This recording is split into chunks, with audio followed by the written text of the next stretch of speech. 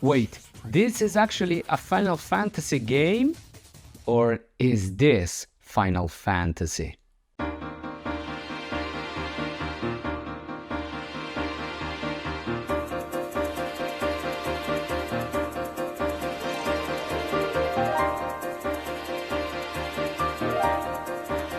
Final Fantasy X is one of my favorite games in the series, and it's not just me, it was a pretty big deal back when it was released exclusively on PlayStation 2. It was the reason I finally bought a PS2 that same year. Heck, it made a ton of other people buy the goddamn console. I mean, the definitions of killer application and system seller were invented to be used exactly for cases like this. It gathered perfect scores left and right and sold over 8 million units worldwide, assuring the continuation of the Final Fantasy series with many sequels. And yet, many consider this the last good Final Fantasy. But why? And most importantly, is it true? Did the series die with Final Fantasy X? So, elation and jubilation gamers from all around the world. I am Lucian and this is the World Gamer Show. And today we're going to dive deep into Final Fantasy X and its legacy to see if it really is the last great Final Fantasy. The best? Yeah, right.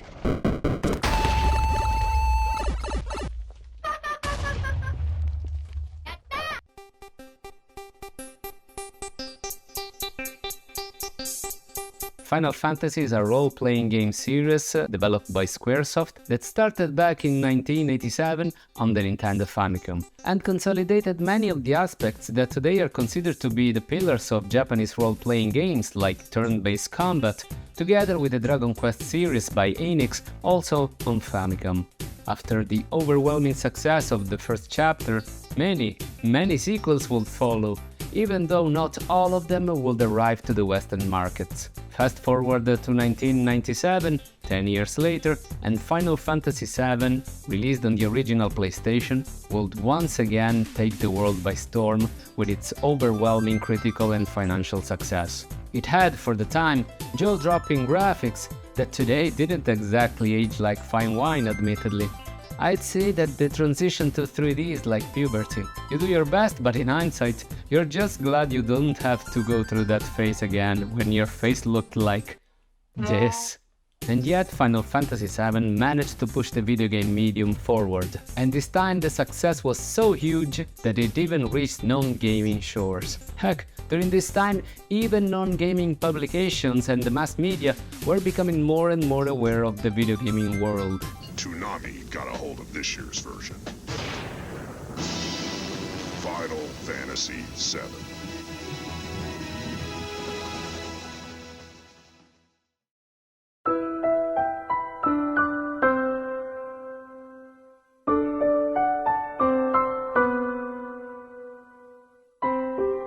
Fast forward yet again, and Final Fantasy X happened on PlayStation 2.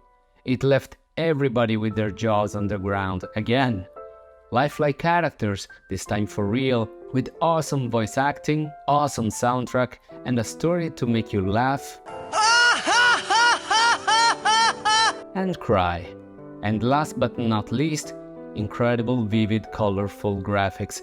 Really only Metal Gear Solid 2 could compare at the time, in my opinion at least.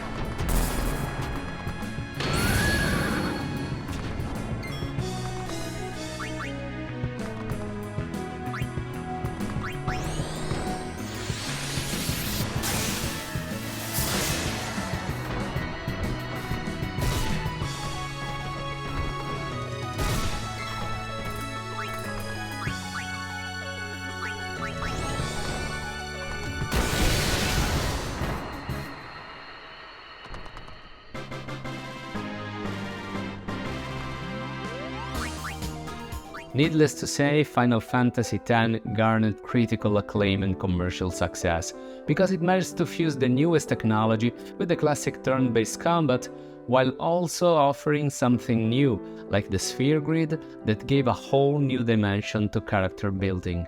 I still remember the summer of 2002, when I received my beautiful PlayStation 2, that I so desperately wanted because of Final Fantasy X.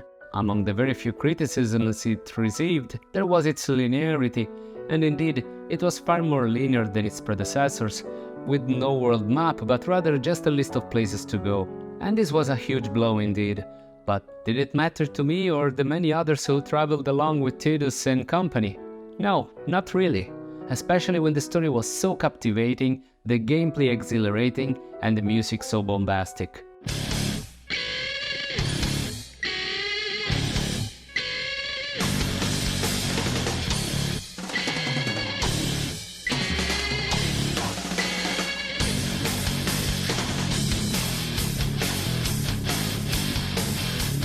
And the locations were so varied that it still felt like a real journey, filled with accomplishments, obstacles, sacrifices, and victories.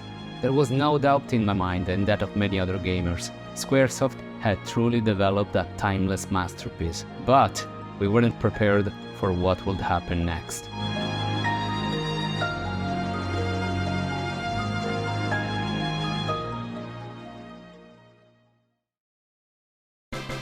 The video will resume straight after a short commercial break. Final Fantasy X is gorgeous and grand. Absolutely mind-blowing. Enthralling gameplay. Simply incredible. This is what PlayStation 2 is all about. Don't believe a word till you play it. I've done it. Final Fantasy X, rated T for teen, only on PlayStation 2. Squaresoft.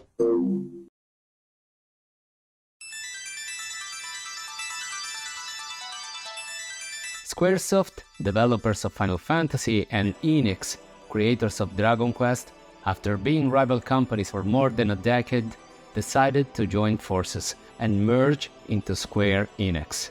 And things will change forever for our beloved Final Fantasy, in many ways really. First, there was the rise of online gaming during the late 90s and early 2000s. Gamers were finally able to connect to the internet and play games online, forming parties and going on quests in games like Ultima Online or Phantasy Star Online. And Square wanted in on the action, to the point of making the next mainline entry, Final Fantasy XI, an online-only title. I was devastated to hear that, because I didn't jump into the online wagon yet, at least not on console. I have a bit of a confession to make here. I barely play online even to this very day, for many reasons really. I don't hate on it at all. I think that online gaming communities are great and provide great social experiences. But my everyday life prevents me from being able to dedicate a huge amount of time that would ideally be required to play online. But that's just me.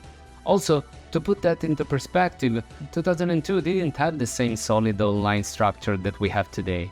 On top of that, Final Fantasy XI on PlayStation 2 didn't even release in Europe, like, at all. So even if I wanted in, I didn't have any way to play it on my favorite console at the time. And it wasn't even turn-based, which I can understand now, but at the time it felt like heresy for Final Fantasy.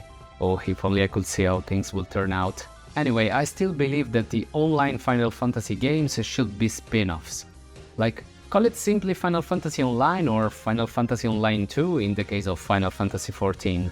Man, how many times can I say Final Fantasy? I apologize. Anyway, straight after the commercial success of Final Fantasy X in Japan in 2001, new rumors began to spread about the possibility of actually receiving a direct sequel, which would be a first in the whole series' lifespan up to that point.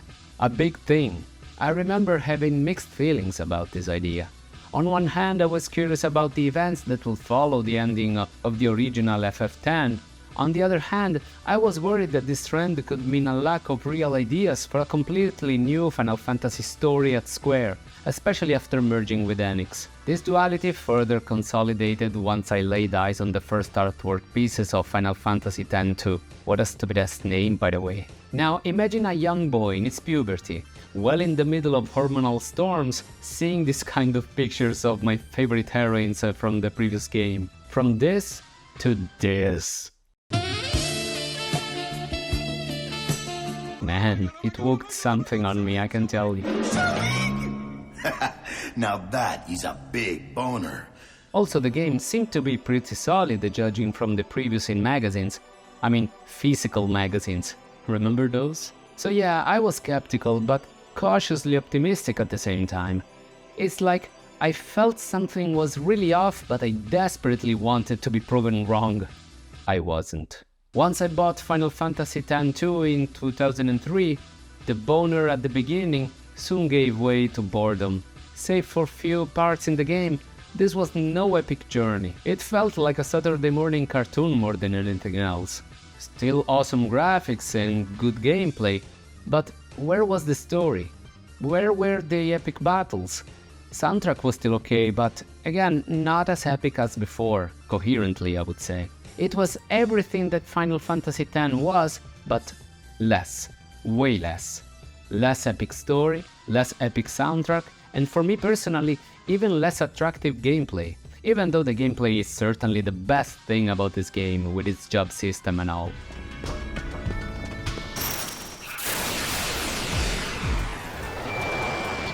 Piece of cake!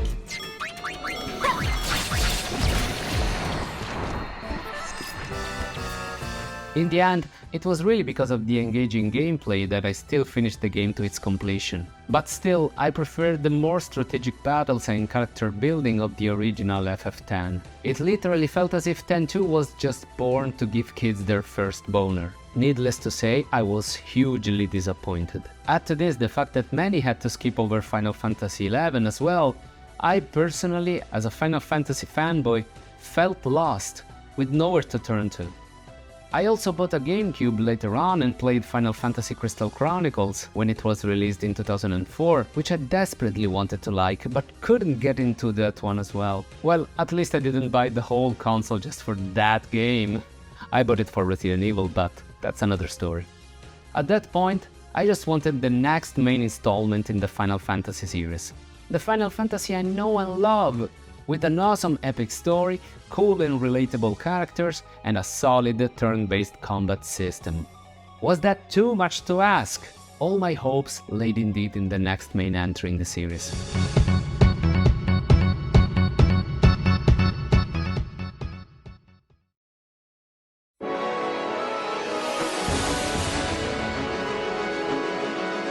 Final Fantasy XII finally released in 2007 in Europe, but the year prior in 2006 everywhere else, as it was the style at the time. Again, from magazines I could see that it was different, to say the least. I could see these weird lines coming in and out of characters, and they themselves would move around in real time. Interesting, I thought, but not exactly what I was looking for. In fact, the lack of a turn-based combat system was a bigger blow than I initially thought. Nonetheless, I bought and tried it out, and felt captivated by the intro sequence and the prologue. But then, something happened. Once I started playing with Van, I simply zoned out. Every minute felt like hours. I wasn't enjoying it, and no matter how much I tried or pushed through, I couldn't bring myself to play it anymore. It wasn't just the different combat system. I couldn't get invested in the world and the characters themselves. I can't tell you how many times I started this damn game and never managed to pass the first part with Van, because of the tedium. I tried at least 3 times on PlayStation 2 and 2 on PlayStation 4 when I bought the Zodiac Age re-release. This by no means wants to be hating on the game. It's just me, it's not you, we are simply incompatible. Excuses again? So I know there must be an amazing game passing that point, but simply I can't bring myself to actually pass that point. Of course, feel free to tell me in the comments how much I'm missing out. And I might still give it another chance at some point. After all, I also had a rocky start with the first Xenoblade Chronicles, and now I'm addicted. But anyway, all these blows one after the other. First Final Fantasy XI being online only, then X-2 with being that, and lastly Final Fantasy XII, which I felt had nothing to do with the series at the time. This all left a big void inside of me. Paradoxically, I managed to finish Final Fantasy XIII with that atrocious story and characters, but decent world building in my opinion. But I think by now you get what I mean. None of these subsequent games managed to give the same shivers, the same feelings, the same emotions that Final Fantasy X, 9, 8, 7, 6, and 4 managed to give me with relatively solid consistency. So yeah, in a way for me, a part of Final Fantasy died with the 10th chapter. But why is this? Was it for the epic and captivating story? Was it for the classic turn-based combat system? Or was it because the next numbered entry was online only? Was it because of Final Fantasy X too, and its concerning lack of ideas? Was it for the more political direction that Final Fantasy XII gave to the plot? Was it for the horrendous characters in FF13? In short, is Final Fantasy X so well remembered just for its own undeniable merits, or also because of the demerits of its sequels? The truth, as usual, lies probably in the middle.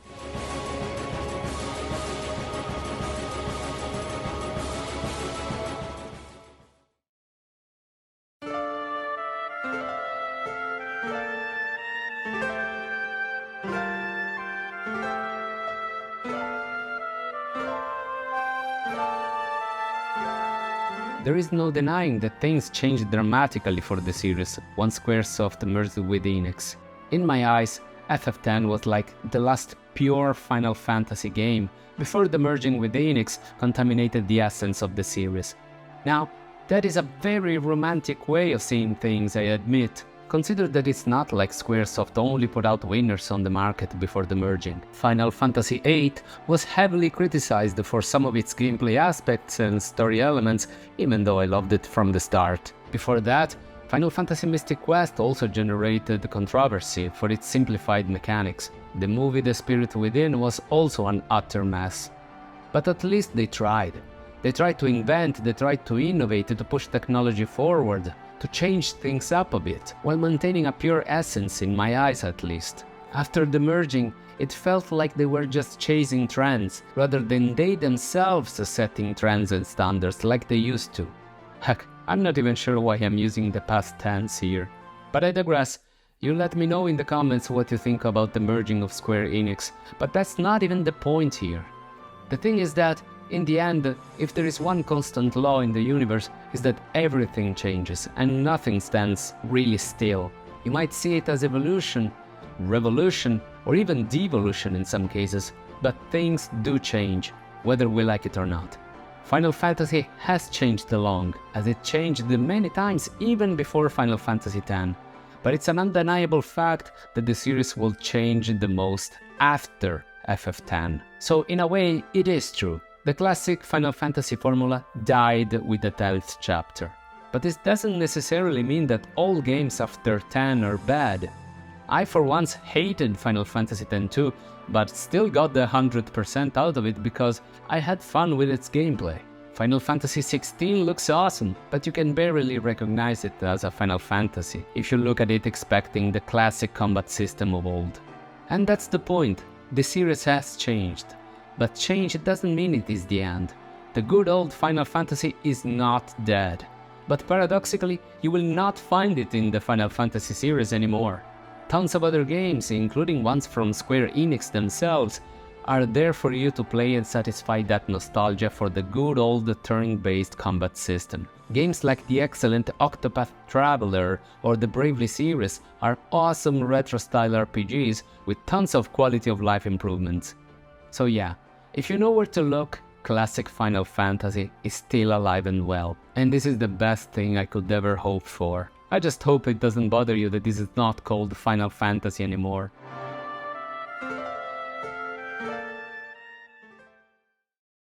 But this is just one guy's opinion on the internet, so now I want to know yours down in the comment section. Did you play Final Fantasy X back when it was released?